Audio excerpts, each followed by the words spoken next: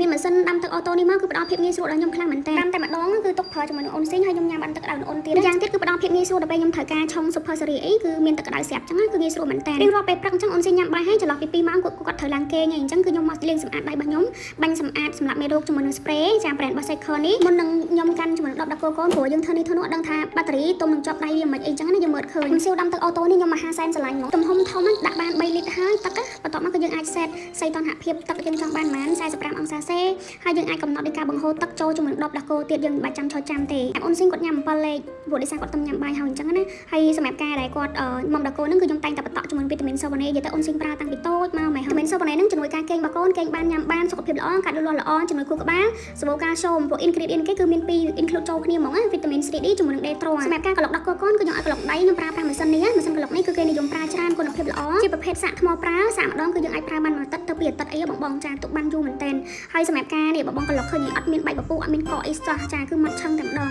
នេះបងអាចមើលផ្ទាល់បានឃើញក្លុកតាន់តិចឲ្យកូនញ៉ាំបានហើយនេះដល់ម៉ោងអូនស៊ីងគេងគឺឲ្យសម័យខ្លួនគេពងឈរចាំនេះអញ្ចឹងសម្រាប់ក្នុងវីដេអូមានតែប៉ុណ្្នឹងទេបើសិនបងចាប់អារម្មណ៍ជាមួយសម្ភារៈទាំងអស់ដែលខ្ញុំប្រើប្រាស់ហ្នឹងមិនថាម៉ាស៊ីនឬក៏អីផ្សេងៗគឺខ្ញុំមានលក់គ្រប់មុខទាំងវីតាមីនផងដែរបងអាចឆាតចូល page បាន